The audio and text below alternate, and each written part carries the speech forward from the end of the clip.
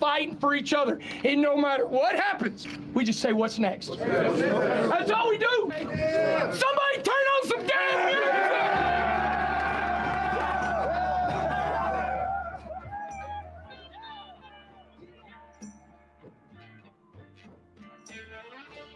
You're listening to the Gamblin Gauchos. Talking Texas Tech, betting on the Big 12 and beyond. We've got everything you need, money lines, memes, and matadors. Well, you want to quit, Ethan? That'll be the day.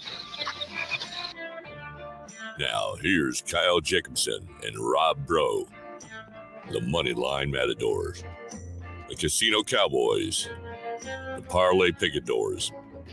You see, in this world, there's two kinds of people, my friend. Those with loaded guns and those who dig. You dig. With The Gamblin Gauchos. Oh, and one more thing. It's all West Texas. It always has been.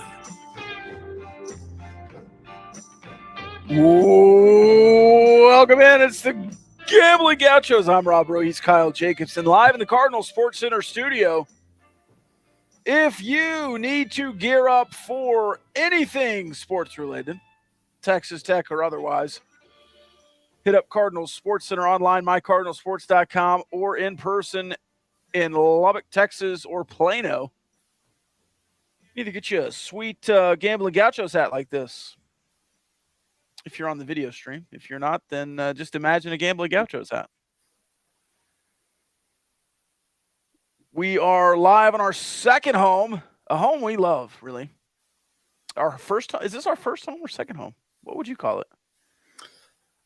Well, since we're always in the Cardinal Sports Center studio, I guess it's our first home. Well, but on the podcast feed, the second home of the podcast feed.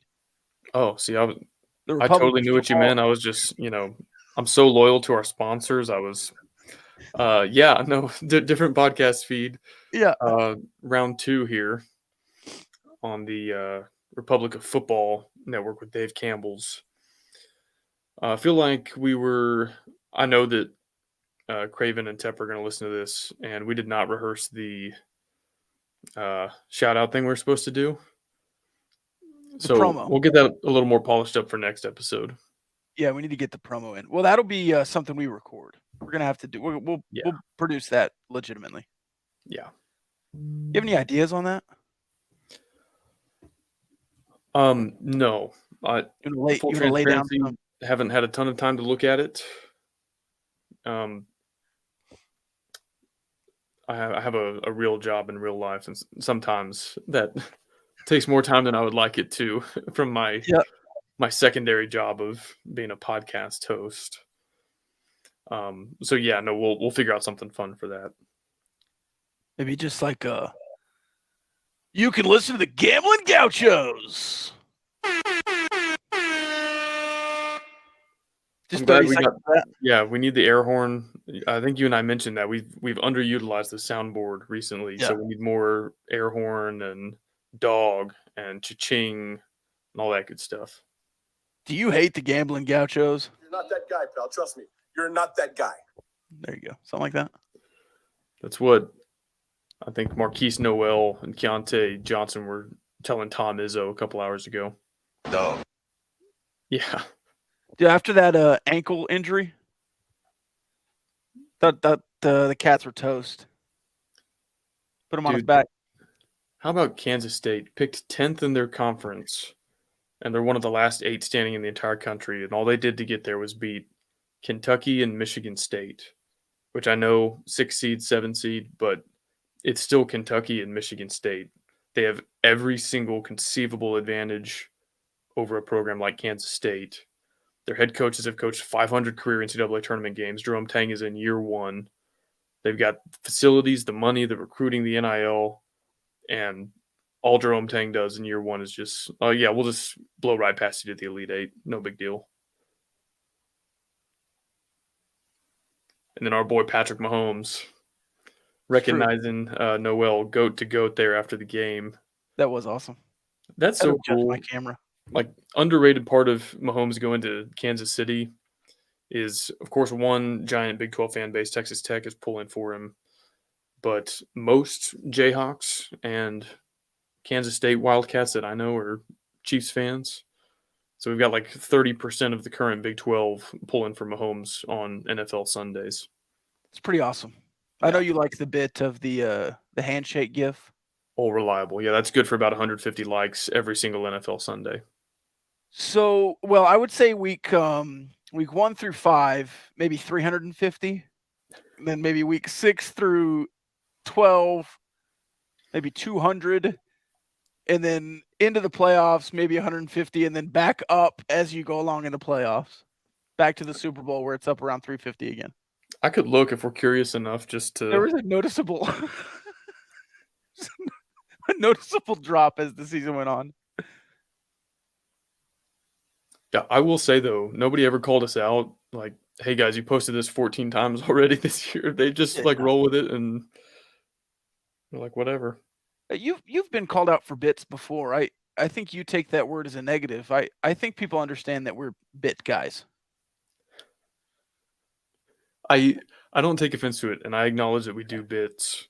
I don't want to be known exclusively for that. And when I'm trying to make a serious point, like I do in Discord sometimes, I don't want Nate and Root going, "Oh, here he goes with another bit," and I'm like, "No, really, I believe this." They're like, "No, that's a hilarious bit, dude," and I'm like, "No, I want to be taken serious just this like 10% of the time." And then the rest of it's all bits. Some, okay, early these are love in the these are remarkably consistent. I'm starting on September 11th. Yeah. Oh, you really have looked this up? Yes. 264 likes. Okay. Then they played on Thursday, so September 15th. 273. Okay. 211. 415. This is after Kansas's like 3-0, 4-0 start when they started paying attention to football. Yeah, wait, hold on. What day was that? October 2nd. Wonder if that was a big game. It was Sunday Night Football. Is that Brady? I don't remember. October. Could it have been a Bengals rematch? Nope. October 2nd. That's the Bucks. Yeah. Okay. Yeah, that's Brady. Yeah, that's prime time. The entire country. Oh yeah. Everybody hates team. Brady's Bucks. The next week it goes down to 205, so we're still in the twos. Okay, it plummets in the next couple weeks. 130, 37. Ooh, that's Chiefs Niners. We get 37 on like almost anything. That was October 23rd. Is that what you have? Yeah. And we're back up on November 6th. I don't know if there was a bye or if I missed it. November 6th, 118. Yeah, as a bye. Okay, November 20th, so I missed a week. 153. Okay. Then 76, then 82, 79. So still consistent like week to week here, but a drop off from early in the season like you mentioned. Fell off a bit. And then hang on. I must have tweeted different wording like for the playoffs. You still have some regular season left. Yeah, I must have missed those. Okay, yeah, so here we go. For the AFC Championship, 670. Yeah. And let's see if I do a Super Bowl one. Playoffs? Surely I did one for the Super Bowl, right? Yeah, one last time for the Super Bowl, 452 likes. So you were spot on. We were in about the 200s. First month of the season goes down to like below 100, and then playoffs we're back in like 600 likes. We're getting a comment in the chat that says peak podcast content. So maybe we should. Yeah, we're here to recording an episode. We previewed the offense, the Texas Tech offense going into spring football, which started up earlier this week. And so now we're going to get to the defense. And where do you want to start? You want to go by position group or You want to go straight to Joey's comments? Well, let's start with the groups and then we can finish with those because some of them I want to talk about the groups before we do that. Okay. Talk about the differences. I do want to say that conversation we just had, we have those all the time about numbers and trends behind the scenes. When you and I get together, we talk numbers and analytics. So that was kind of like a behind the scenes, like, oh, what do you guys do off air when you're not podcasting? We just talk about weird trends like that. Would you agree? We're big analytics guys. Big numbers, guys. All right, I do want to mention some position changes. This is per Matt Dowdy, the Texas Tech football media guy. You know what? That's probably disrespectful. He has a lot of titles, and he's very important. I love Matt Dowdy. He's the Assistant Athletic Director, Athletics Communications. Yeah, he does so much. It's hard to pinpoint one title. I don't want to just say football media guy. He's much more than that. Shout out to Matt if you're listening, or whoever listens and reports back to Matt on what we said. Whoever tells Matt if the Gauchos are in trouble or not. The report filled out. Joseph Adedire moves from defensive line to outside linebacker, which is the position that Tyree Wilson played. Miles Cole from defensive line to outside linebacker. Nate Floyd back to defensive back. Eric Gray, the Amarillo product, came in as a guard center guy. Go Sanders. Defensive line. Yeah, he played both at Amarillo High. Yes. Also played at least one snap at running back where they ran a hook and lateral to him, and he housed it. That was from tackle. Oh, really? Yeah. I thought he lined up at running back for that one. Either way. Even better, yeah. Fathlete. And then Josiah Pierre from outside linebacker to linebacker. Interesting note on that, I think.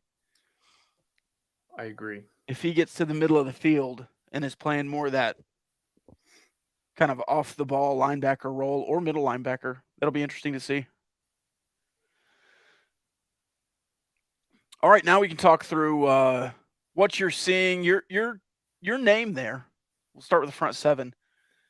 The Steve Linton hype train conductor. Why don't you clue us into who Steve Linton is? Yeah, a lot of folks that maybe didn't really keep tabs on the transfer portal this offseason might have missed this edition. I mean, it was covered on Red Raider Sports and other outlets like that. He's a transfer from Syracuse, and if you Google him and look up the stats, I don't think there's really anything that really just pops off the page at you where you go, oh, wow, we got the best guy in the portal last season. But if we've learned anything from how this staff evaluates talent, it's that, one, I don't think they're beholden to stats and rankings per se, and they have pretty definitive athleticism measurements and metrics that they use to identify whether or not they can mold you into an elite football player or not.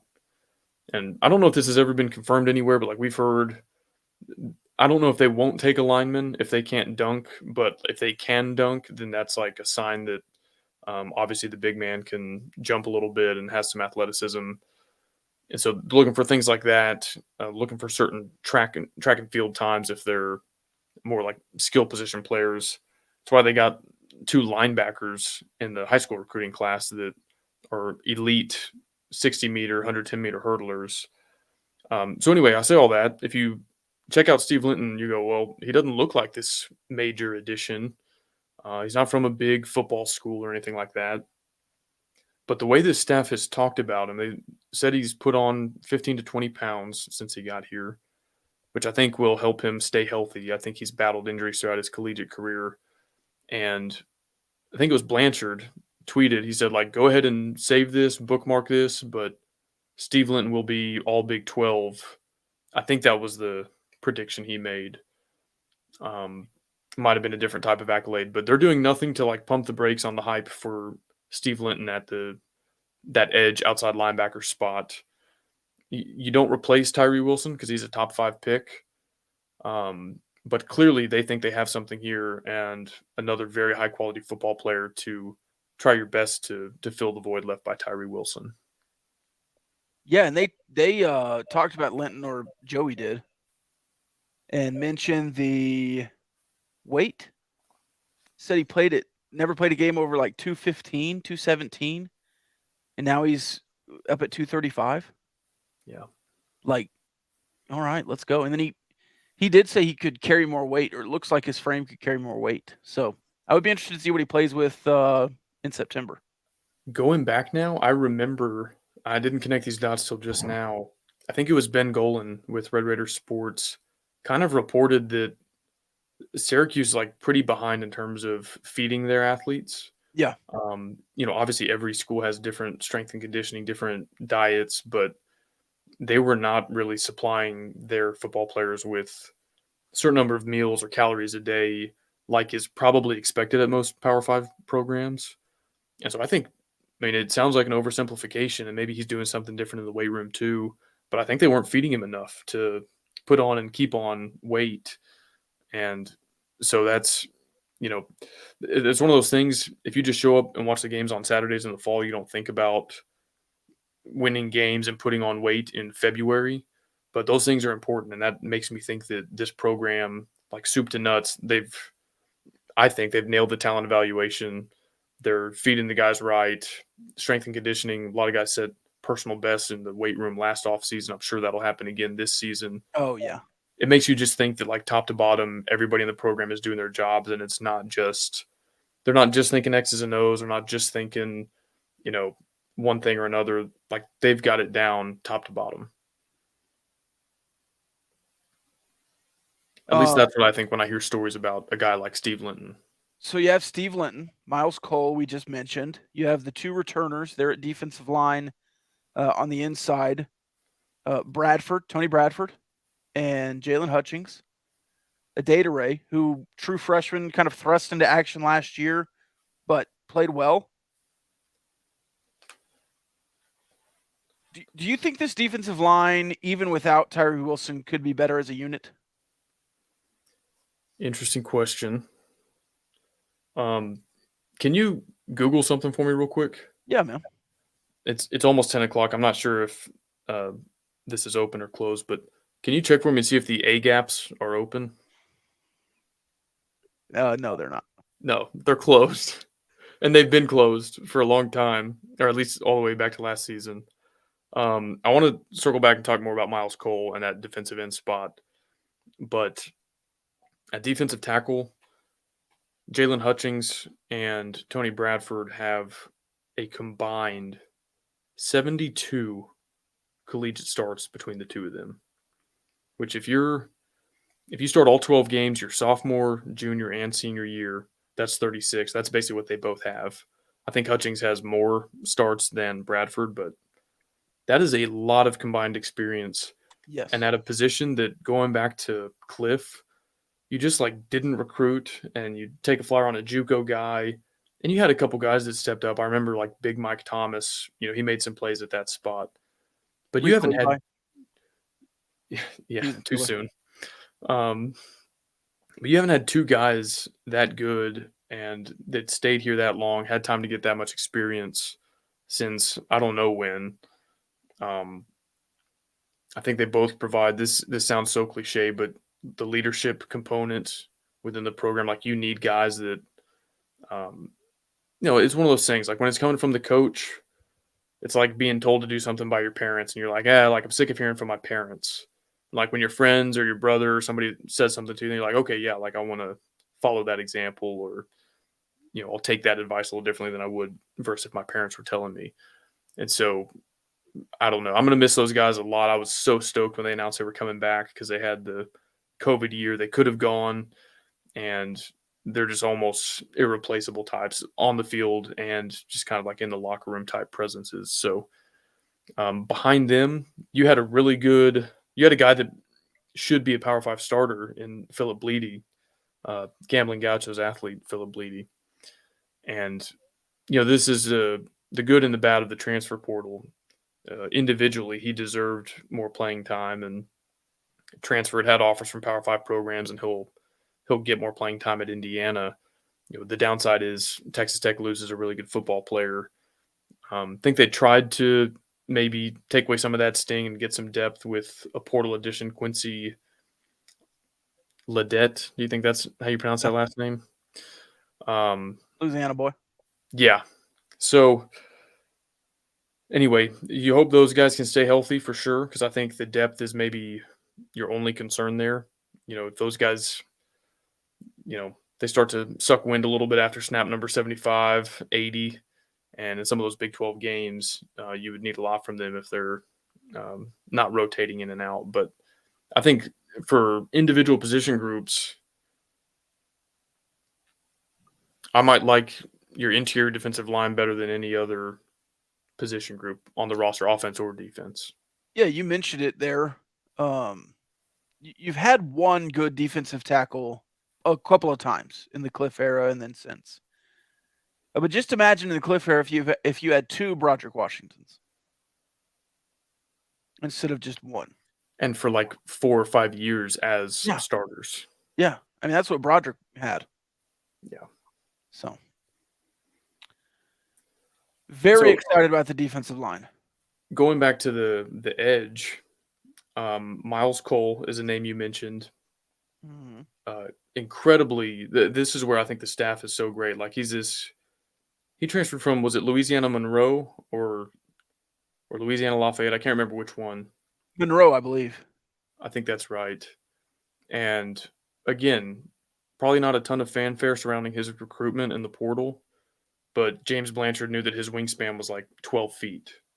He's like, okay, well, that's unique. That's something we can work with. That's an advantage, an edge we can have.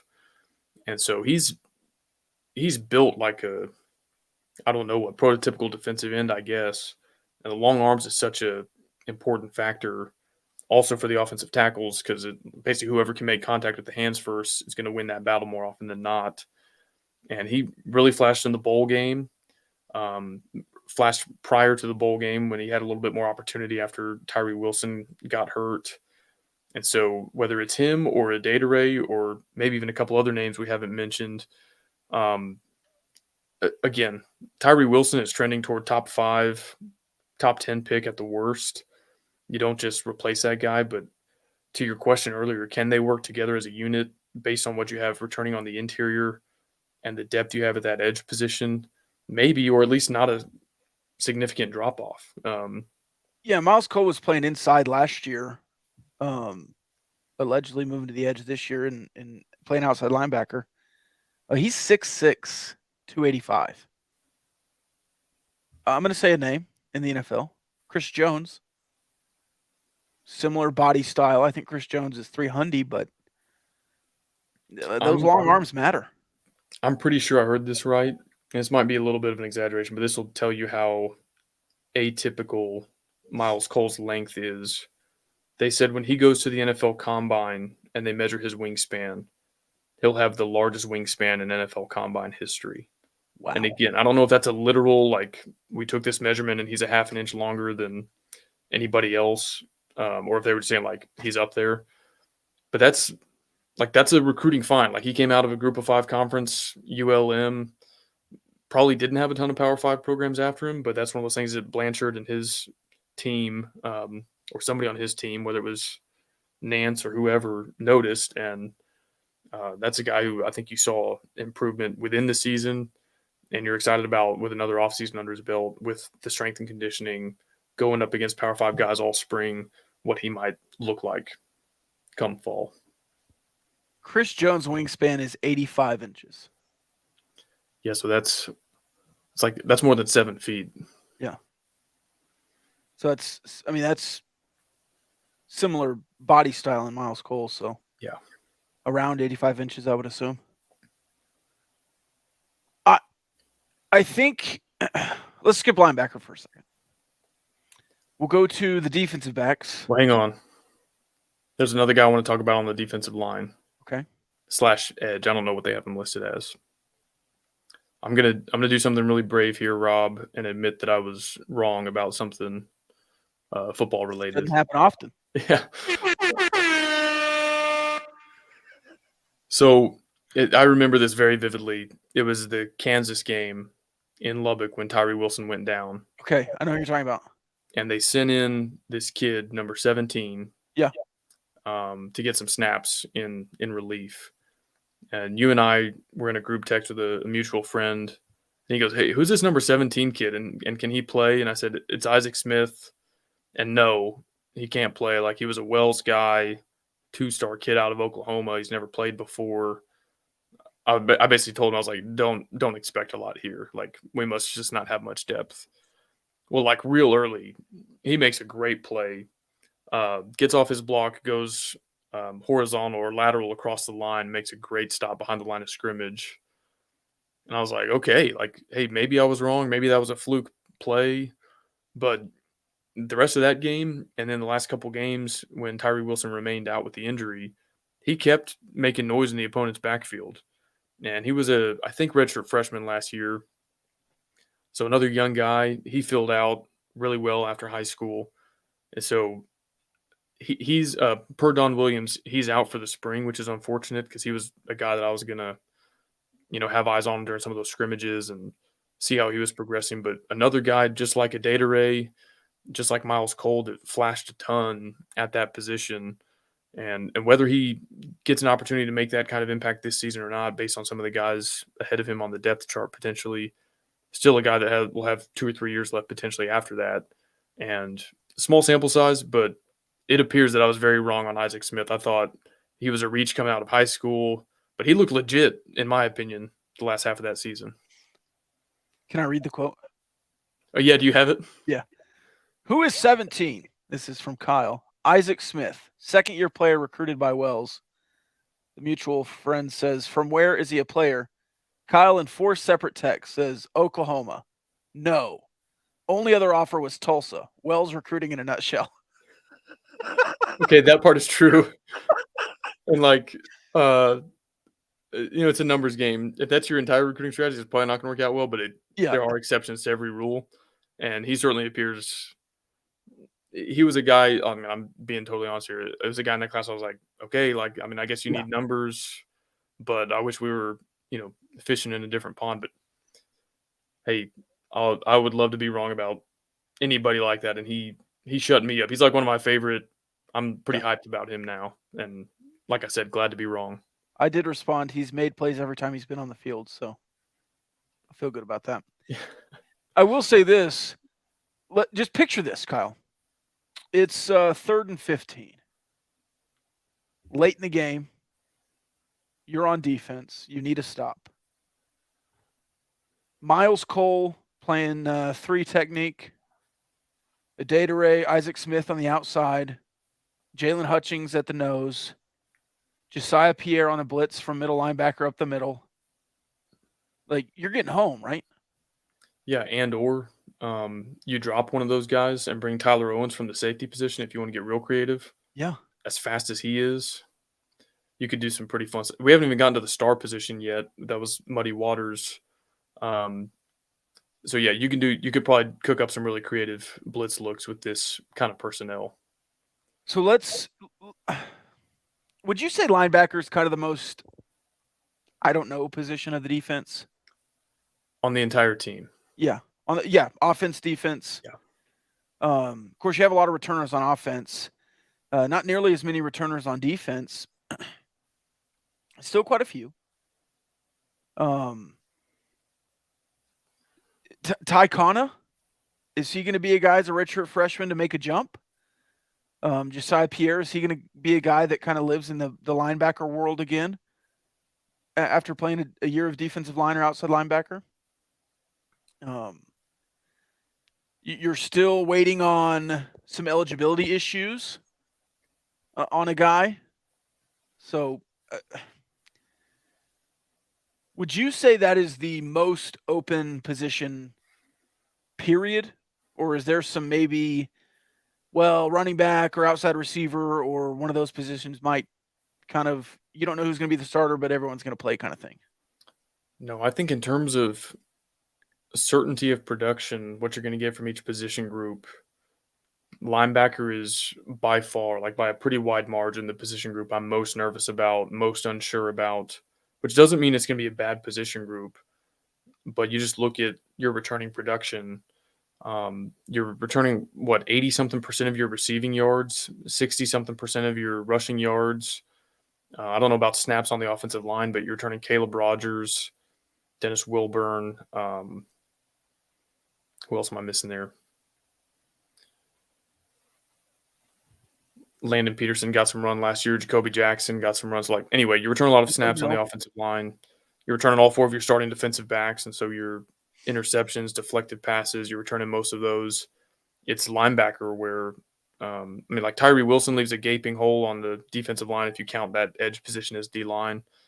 But other than that, Krishawn Merriweather, guy that played for you, I think, for 3 seasons. A lot of experience at this level, was a great run stopper. You lose him. You don't know about Kosai Eldridge because of the JUCO eligibility thing that amazingly they're still trying to sort through. Yeah. Josiah Pierre, heavily recruited out of high school, got some run last year. You feel pretty good about him, but he's changing positions. Jacob Rodriguez, I think, was a guy they were high on going into last year, and he was maybe a little bit down on the depth chart versus where he deserved to be, just because, again, you got a guy like Krishawn Merriweather out there. Jacob Rodriguez, I think, is one of those that Don reported is out for the spring. Yeah, he's out. Bryce Ramirez, trying to come back from that leg injury. Crazy. He's out for the spring. So, which maybe that's kind of a good thing. Like, the guys that have experience at this level and got snaps last year are going to, due to injury or rehab or whatever, give way to some of these young guys like you mentioned, Ty Kana, those types, maybe some transfers that will have a chance to maybe, if not earn a starting role, at least prove they can be in the 2 deep. Don't get me wrong, I would much rather Jacob Rodriguez be going through spring ball, but it's not all bad. If you need to know what you have at that position, it's not all bad to have him step aside and let some of the backups get some reps. Josiah Pierre, Jacob Rodriguez. I thought Tariq Matthew really played well toward the end of last year. Matthews, I didn't think he'd come back, but a super senior, and he kind of finally got his break last year. Hasn't played much in his career. Another Wells era guy, but in limited playing time toward the end of last year, I thought he was really, really productive. This is another position where the depth scares me. Because if you do get to fall and, like, if a guy like Jacob Rodriguez or Josiah Pierre goes down, depending on what happens this spring, you're maybe a little bit uncertain about what you have behind him. And I don't feel that way at other positions. You don't want anybody to get hurt, but, like, if Tyler Shuck goes down, you know what you have in Baron Morton.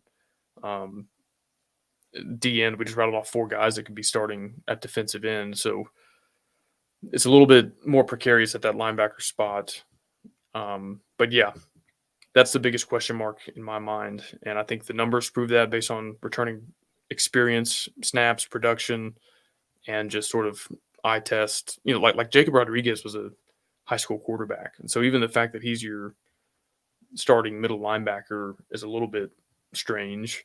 He has the body type for it and everything and got experience there last year, but it's not like you're stocked with 3-star, 4-star guys that have played that position a ton at this level. So of all the position groups on the defensive end and really the whole team, that's the one I'm most worried about probably.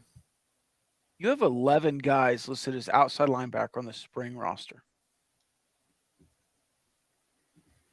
That's pretty crazy. I'm glad they moved Pierre inside. I thought he played well, especially at the end of last year. But yeah, like you can only have so many edge guys on the field at once. Like, you need somebody to play in the middle of the field.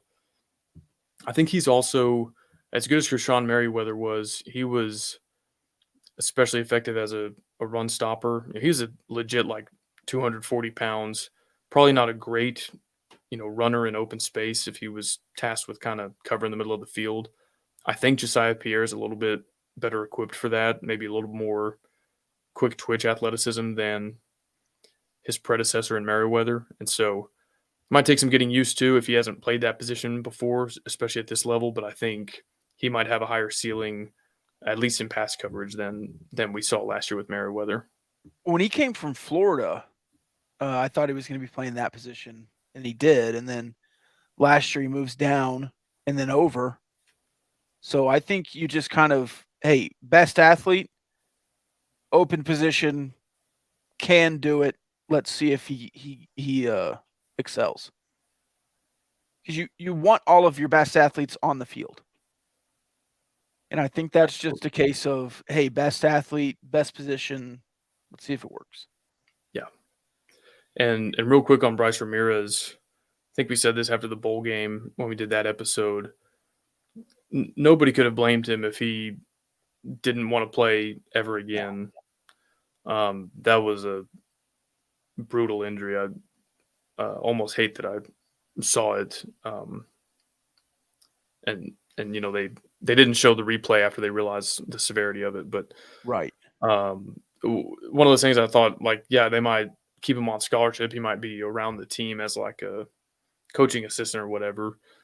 But then you see him like on the treadmill and you see him walking without, a brace or crutches or whatever. And like, hey, he might make a go at this. And so, of course, I wish him all the best if he decides he wants to. I'm sure he still has quite a bit of rehab ahead of him. I think Don reported he's still doing some like weight assisted running in the bubble. Yeah, so it's not his full body weight, and so, but that helps him get some cardio work back into it. I'm sure he's still a long way away from like contact drills and everything. So I don't even know if he wanted to be, if he could be ready by fall. But if he is and he wants to, man, I hope he kills it. And it's just one of those things, like kind of like how I treated Fardaws with basketball. Expect nothing from him, just because that's so uncertain. And I'm not even talking about like physically, mentally. If he thinks he wants to, and then he puts on a helmet again and decides like, no, never mind, nobody could blame him for that. And so if he gives you any kind of production, even if it's 12 snaps a game, I think you take that as kind of a cherry on top. Would love to see him. That'd be super inspiring and courageous of him. But if you don't see him, I don't think anyone could blame him. And hopefully you're not like relying on him based on that injury. Yeah, and in that report, Don did say by the end of this month, he could be running with a brace, flat ground by the end of this month. Which, from NC State to this month, is pretty crazy considering. Yeah. All right, the secondary, you lose Reggie Pearson. You lose Muddy Waters. But you get better? Your column? I wouldn't go that far. Muddy Waters, great player, like the prototype for that position. Muddy was not big enough to be a linebacker, not like probably high end speed enough to play straight up DB, but they put him there and like rolled him down near the line of scrimmage in a lot of looks, and he played that position brilliantly. Like however they were scheming it, whatever they wanted from him in that role, I feel like he delivered almost perfectly. And one of the times I actually realized how good he was when Tech Hoops guy pointed this out to me. I forgot how many snaps you played defensively against Texas. Let's say it was 72. Muddy Waters was on the field for 71 of those snaps. The one snap that he was not on the field was the maybe 30 or 40-yard touchdown to Xavier Worthy, where the secondary just lost him. And Tech Hoops guy, his hypothesis, which I think is a really good one, is that Muddy was the quarterback of the secondary, so to speak, helping those guys get lined up, get the coverage right. And the one play he's not out there, I don't know if his cleat came off or what, they totally botched the coverage and hand the other team 6 points. So I guess that's a little worrying, if we're in such a precarious spot 1 out of 72 plays when he's not on the field. That means somebody else has kind of big shoes to fill. But I do think the guy you brought in from San Diego State, based on the film, the measurables, he also looks like a guy who might be a prototype for that position. And who knows? I mean, we might see a guy really step up big in that spot. So here's the secondary. You ready? Rashad Williams, super senior corner, 6'3", 205. Tyler Owens, super senior, free safety, 6'2", 205. Malik Dunlap, super senior, 6'3", 220, corner. D'Adrian Taylor Demerson, safety, 5'11", 195. He's the small guy, but super senior. That's crazy that you have a 6'3", 220 corner and a 5'11", 195 safety. Yeah. And then CJ Baskerville, who you just mentioned, back home from San Diego State, from North Richland Hills. He's a junior, but 6'3", 210. 6'3", 6'3", 6'3", 6'2", 5'11". Well, that makes you think, you got to be careful to not commit a penalty. But if I'm the DB's coach at Texas Tech, if I'm Marcel Yates, I'm telling my guys, like, hey, we're going to be the most physical secondary in the country. We're going to bully opposing receivers because you've got, and even if this is true or not, I would still implant it in these guys' minds, be like, hey, the receivers from the other side, 7-on-7 pretty boys, they're going to be 185. They want to run. That's great. Well, we're going to beat them up at the line of scrimmage. We're going to be physical with them. We're going to get our hands on them. Because you've got the personnel to do it. And again, this is not taking shots at anybody that played here previously, but I remember when true freshman Tevin Madison was out there. He's 5'10", 160. Yeah, or Nigel Bethel. Yeah, you're not winning physical battles against Kevin White at West Virginia or whoever, Josh Doxson or any of those guys. But when you're 6'3" at both corner spots and all your DBs are 200 plus pounds, I mean that's a lot to work with in my opinion. And so 4 starters returning from that position group, a lot of experience at this level. Something we kind of touched on when we were previewing the offense was the benefit of continuity, and all these guys, not just returning starters, but returning starters with the same DB's coach in the same defensive scheme under Tim DeRuyter. And so I think that's going to go a long way. I do not expect to see them getting cooked in the secondary. What I would like to see get cooked is some good old-fashioned Rahino barbecue. Somebody was asking if Rahino Barbecue is going to be at the spring game. We need to facilitate that. We could try to assist there. I think that would be wise. I think a lot of football fans in West Texas would love to have some Rahino barbecue at the spring game. What's your favorite thing at Rahino? Depends what I'm in the mood for. I love their brisket burger. It's one of those things, after you eat their brisket burger, it's hard to go get just a normal hamburger from a drive-thru or something. I love the jalapeno sausage. It's got some, I think, pepper jack or cheddar cheese in there, maybe both. Monterey. I don't know. It's good. My wife loves the sliced turkey. Ribs are good. Brisket's good. I know you like the pulled pork. I'm not a big pulled pork guy, but I do like pulled pork. I wouldn't put that on my top 5, I don't think. Oh, okay. I'm not anti-pulled pork like you, though. Yeah. Can I ask you a question? Yeah.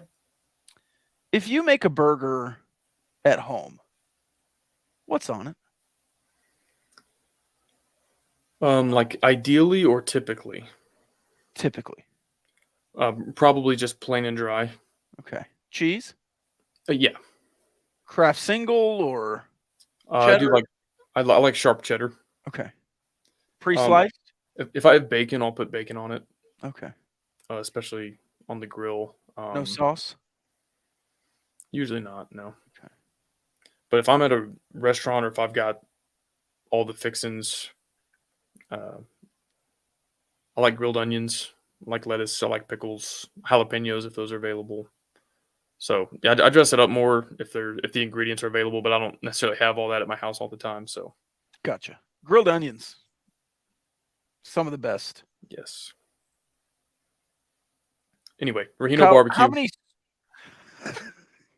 RahinoBBQ.com or on social at RahinoBBQ. The lines are long, so order ahead. Make sure your food is there when you get there. Sorry, I thought you were done. I did too. How many super seniors are on this team? Do you want to venture a guess?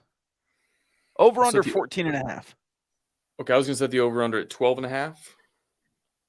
Since you set the over-under at 14.5, I'm going to guess are either 14 or 15 super seniors. 16. 16, okay. 16. Yeah. Now, we just said basically the whole secondary super seniors. I'm going to go through, I think, is a starter, and if they're a super senior. You ready? Yep. Rashad Williams, starter. Rabbit, starter. By the way, he's wearing number 1. Did you see his comments on that? Felt like he earned it. Been here a while. Miles Price, also number 1. They're kind of a combo, I would say. That should be some good content. Miles Cole, super senior.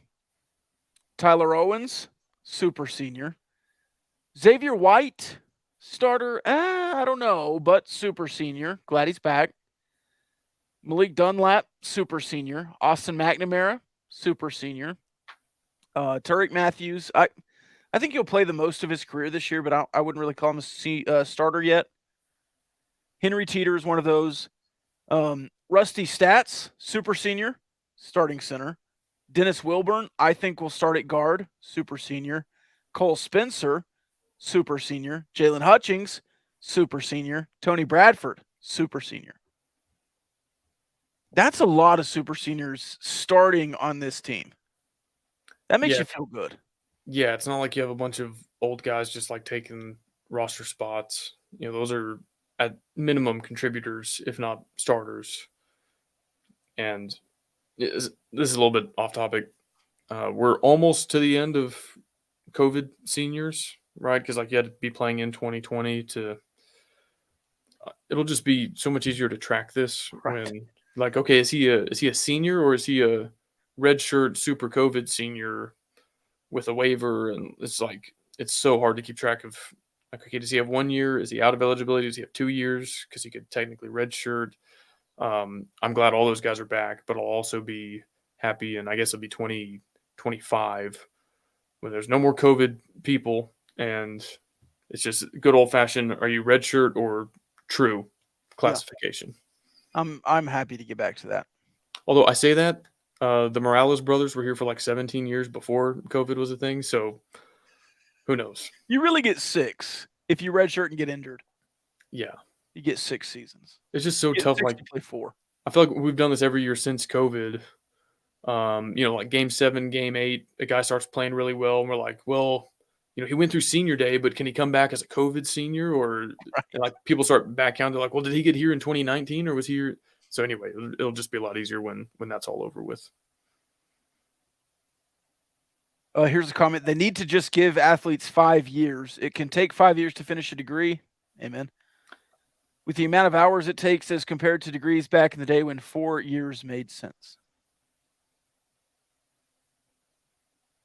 Sure, that's a former athlete saying that. Yeah, I mean, you technically get 5 years to play 4, but I know what he's saying. I think if you play as a true freshman and you exhaust your eligibility in 4, I think it'd be cool if they kept you on scholarship for your 5th year academically. If you're enrolled as a full-time student and you don't count against the scholarship limit if you're not playing anymore, that might be a fair way to do that. Yeah, I think so. All right, I'm going to read a Joey McGuire comment, and then we'll hit the mailbag real quick. Okay.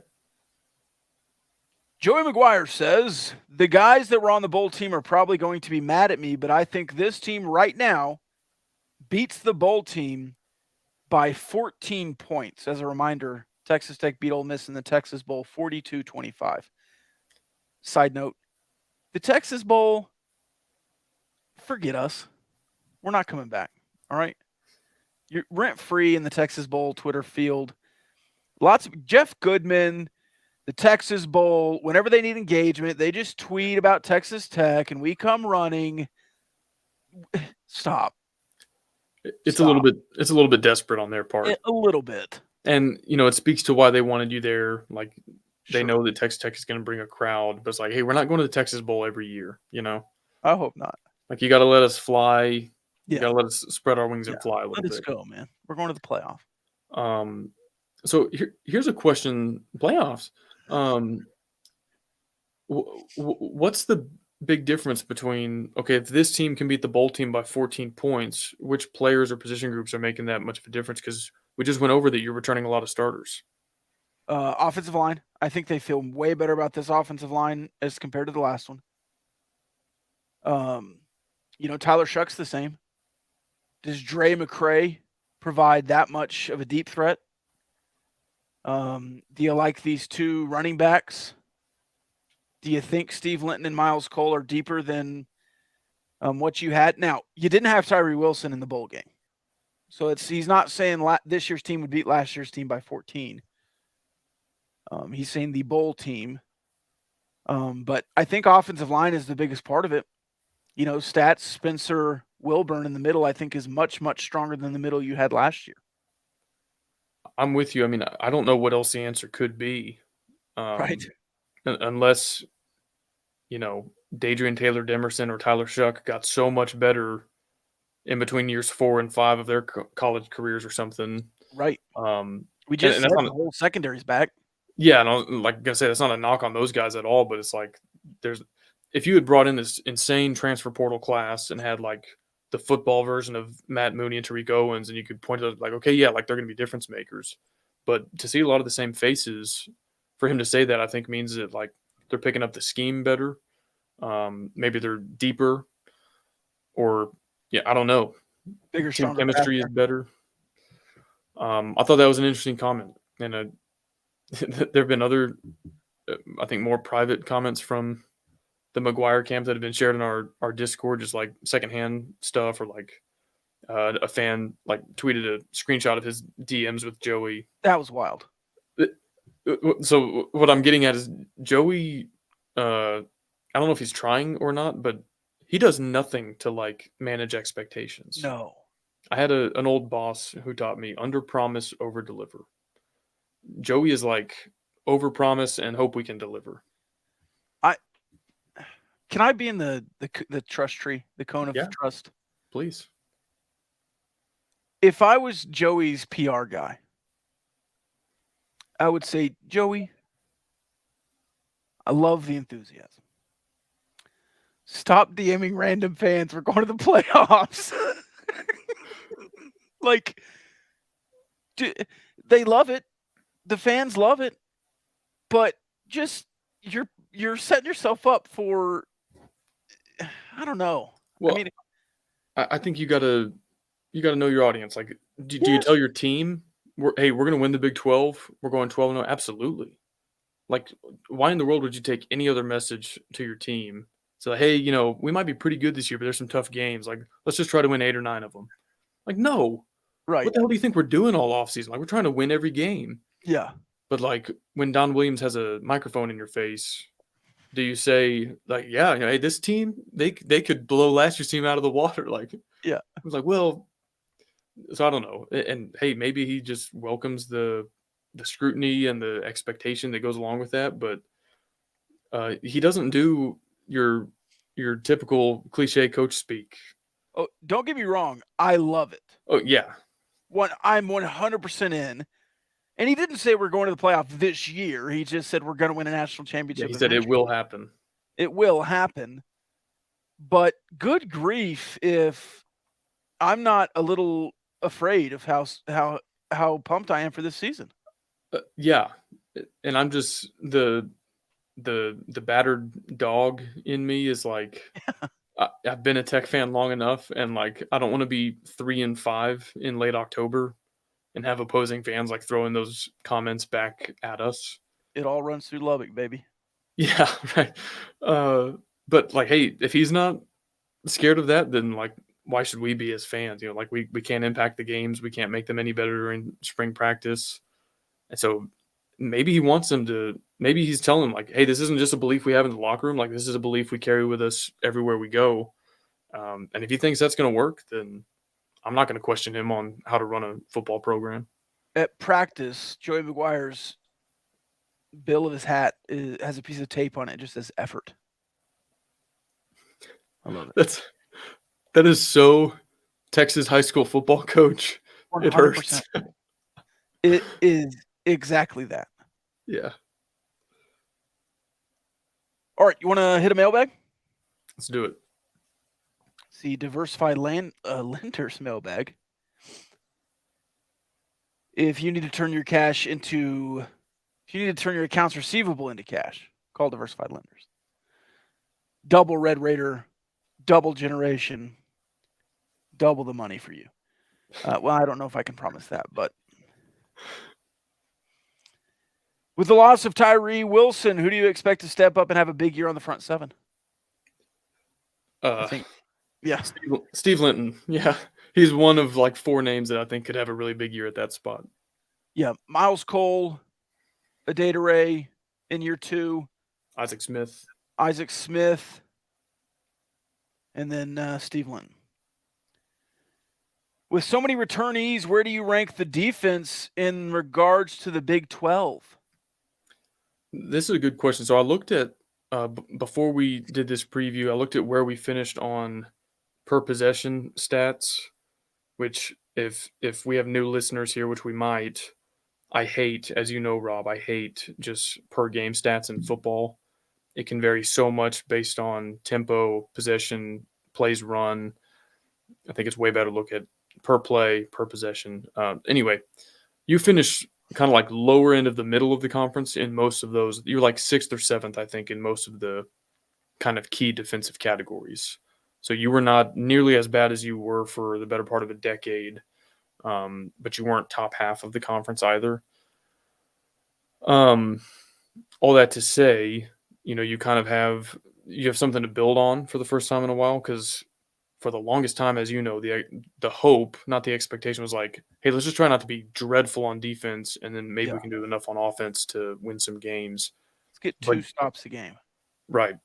But I think you've got a defense that, could be top half. And I think if you have the 5th best defense on a per possession basis, if the offense starts clicking and is 1st or 2nd in the conference, then you're going to be a legit team like TCU and Kansas State, which, by the way, there's a great Twitter account people should follow. It's just called KSU Fan. He publishes these every week within the season, and then after the season has like the season recap. But that's where I'm getting all this from. So yeah, I think if you increase your turnover rate, which is doable, that was a big point of emphasis. The whole take 3 mantra. They certainly were slow out of the gates turning people over. I think got better as the season went along. They were really good in the bowl game. So if that's something that continues, I think that's an area you can improve on for the 12 or 13 game sample size. I think you can stuff the run pretty well.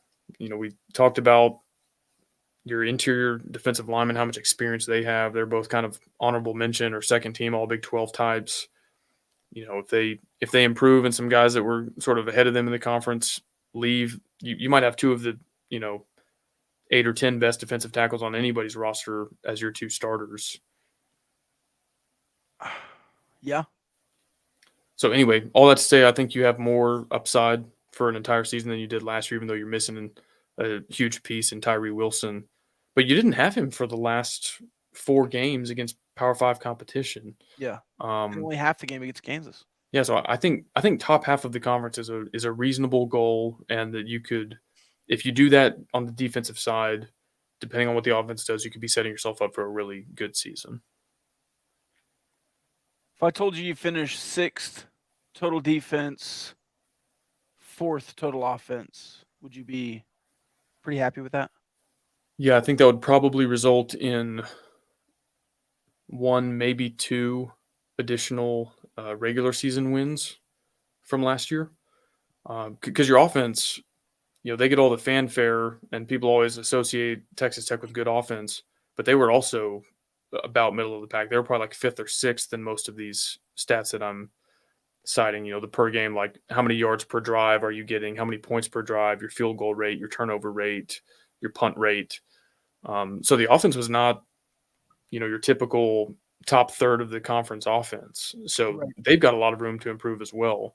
So like if you're saying if the offensive line is a much better unit and you can run the ball, be a little bit more balanced, then yeah, if you compare a top 3 offense with a top 5 defense,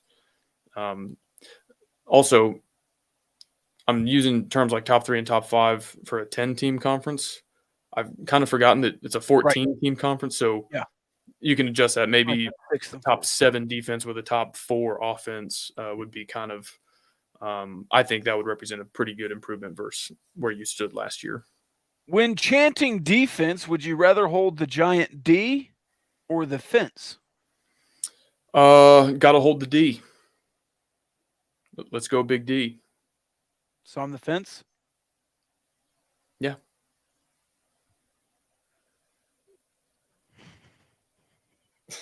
I'm the wrong way there.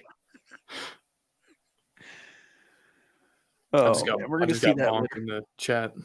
Yeah, we're going to see that later. Will we really be Take 3 University in 2023?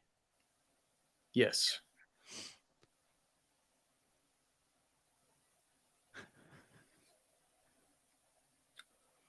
That would be 36 turnovers. Yeah, I don't know if you'll do it every game, but I think you'll live up to that. Okay. More than you did last season. That's one thing I really expect to improve is just the turnover margin. Yeah. Rank the position groups on defense from most to least concerned. Based on our conversations, yeah. Linebacker, most. Defensive line, least. Would you break those out?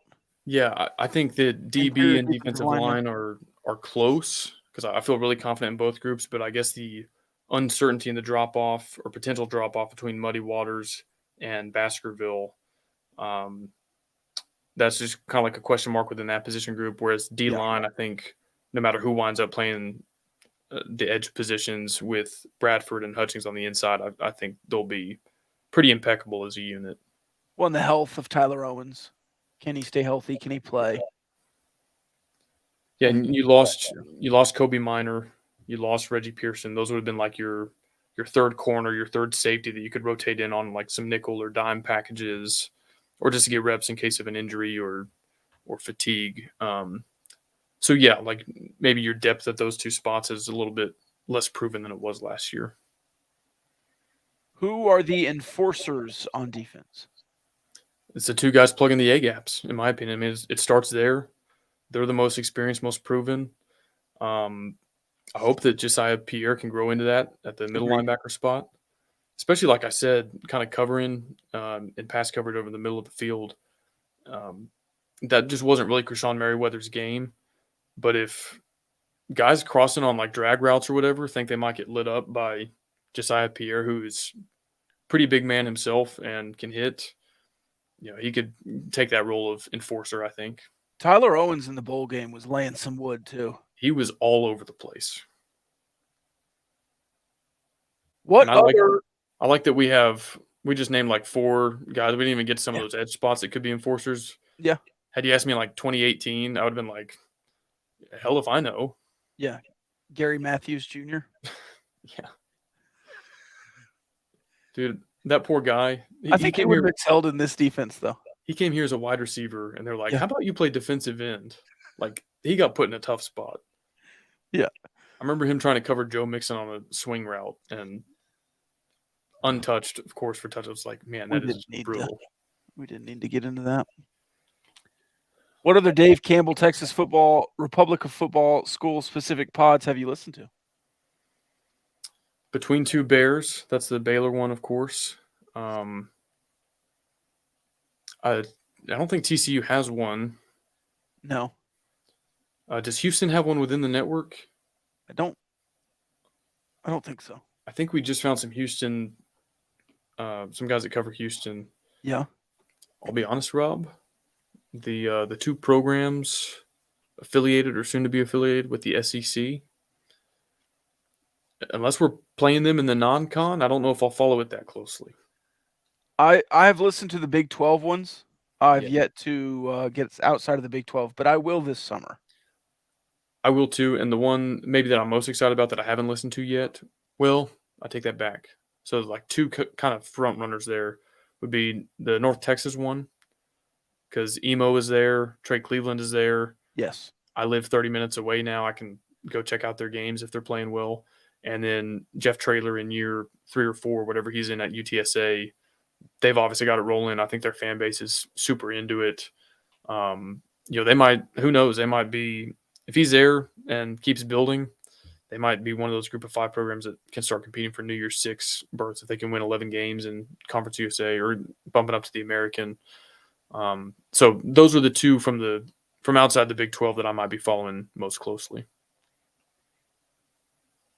If there was an Oklahoma drill between all the picadors, who would come out on top? We've got one answer. Do you want to say it on 3? 1, 2, 3. Big Hen. Chase. Have you seen Big Hen's high school football photos? No. Cowboy collar up, dude. Oh, okay. Yeah. In linebacker, O-line, I think. Well, I think Chase is obviously an athlete, but Big Hen is laying some wood. I'd put him versus Big Hen in like the finals.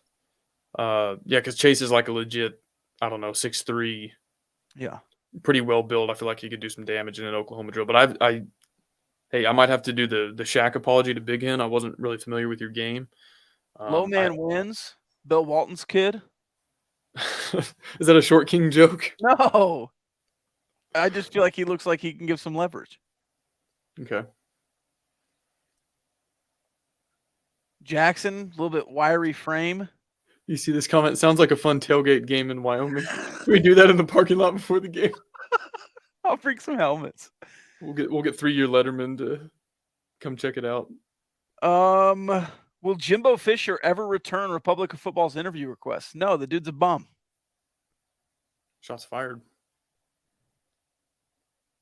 You have to get a Texas Tech related tattoo. What is it and where? I'm going to be honest, and I'm not trying to offend anybody. I know people. I love people with tattoos. I'm not a tattoo kind of guy. So, like, You bottom wouldn't of get the a tattoo ever? I wouldn't say that, but like bottom of the foot or like somewhere else it would never be visible to anybody. Bottom of the foot. Oh, no, here's what I'll do. Inside of your lip, because Wreck 'em. one, it's not visible. 2, it fades a lot quicker than a You're saying skin wreck 'em tattoo. on the inside of your lip? Sure. So no neck? Can you You're not picture me gonna with Raider a red neck tattoo? mustache? What about a Raider red mustache right here on the finger? So you can just hold it up like this? No. No? I think the most ambitious I would get is maybe like wrist, if I could cover it with a watch Yeah. or like wearing long sleeves. But like, again, all respect to people with tattoos. I think they look badass on some people. I don't think it's for me. If Joey Maguire wins a national championship, I'll get his face on my ass cheek. How about that? Can I make an amendment to that? Yeah. On the other cheek, it has to say, "Let's go."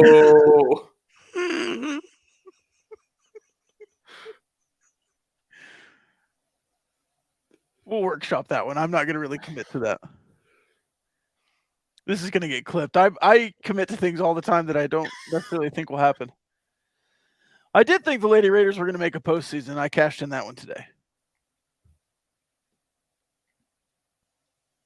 We got a peach emoji in the chat. What do you think the spring record will be? Want to know? Or yeah, I guess 1-1 if they 15-0. Yeah. Did you see Oklahoma? So they finished with a losing record. They were 6-7 because they lost the bowl game that they had no business being invited to. But they went back and counted their spring game as a win, so they could say they went 7-7 and maintained a 500 record. I think A&M has done that before too. Yes. Better spring football league, XFL or USFL? XFL for me, not even close. Pass. Over under beers in the parking lot at the spring game. Over. Over under Rajino barbecue posted up at Lowry for Over. the spring game. Over. Where will they put the statue of Joey when he wins a national championship? I think they'll put it in your brainchild, the Mike Leach, the Walk of Fame, Hall of Fame, whatever they want to call it, put his statue there somewhere with the new, south end zone and indoor facility. This is a two-part question. We've already answered the first part, so I'll just read the second part. What incoming freshman, if any, do you think has a chance to make an impact year one?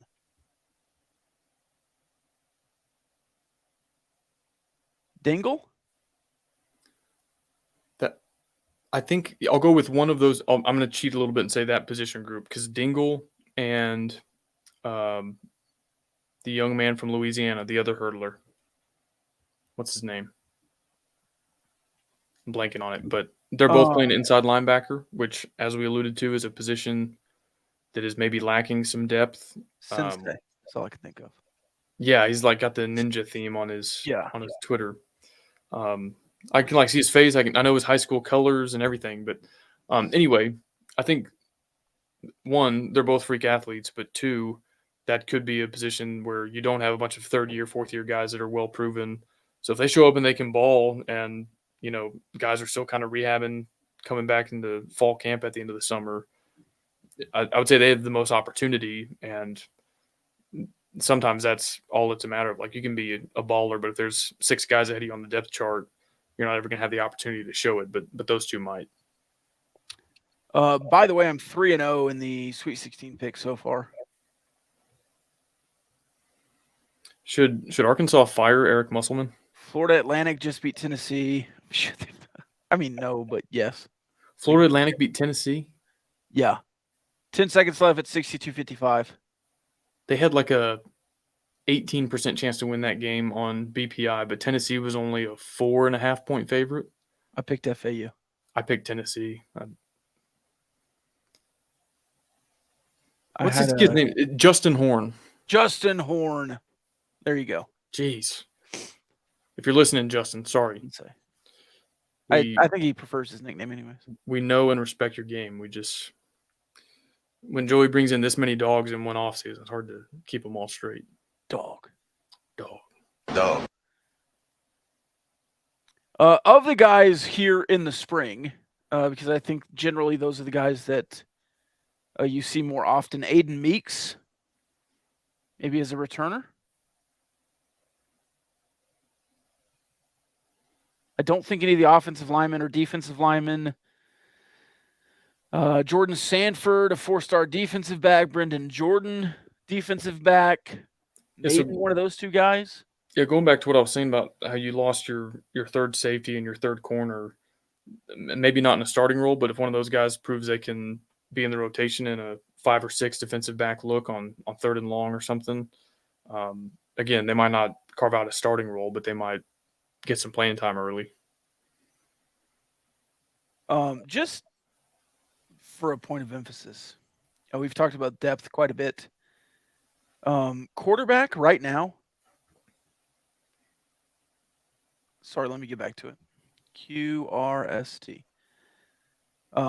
Hey, I'm getting a phone call. You need to take it? From you-know-who. Oh. All right, hold on. I'll call him back. We'll see if he calls me real quick. Okay. Baron Morton, Tyler Shuck, the 2 starter level right now. And then you have Jake Strong, true freshman, Cooper LeFaber, who just came back last year from Cooper after being somewhere else.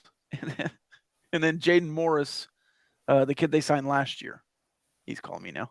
I wonder if we got a new basketball coach. So Vlad Golden is in the Elite 8. Vlad Golden is in the Elite 8. He looks like he also got the Steve Linton treatment. Him and Andrei Savrasov. Yeah. Look absolutely ripped. We're ready for final thoughts? Yeah, let's do it.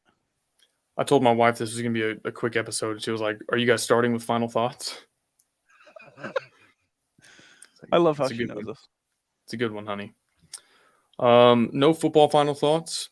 I just want to tell you that you're one of my best friends, and I love you, and I'm proud of you, and I have a lot of fun doing this podcast with you. Love you too, Kyle. Have fun with you as well. Love y'all. All right.